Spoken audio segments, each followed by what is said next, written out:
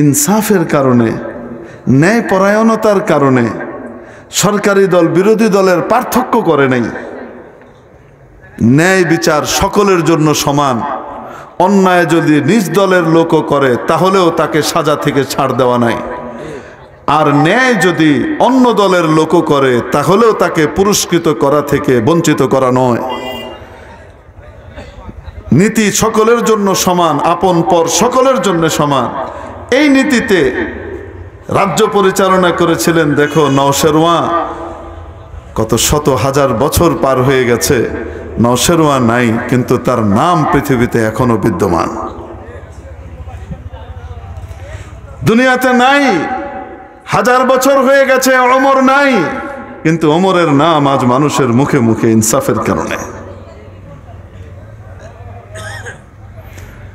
হাজার বছর পার হয়ে গেছে, নবী মুহাম্মদ সাল্লাল্লাহু আলাইহি সাল্লাম নাই, কিন্তু রাষ্ট্রনায়ক হিসেবে নবীজির সম্মান আজ গোটা পৃথিবীতে।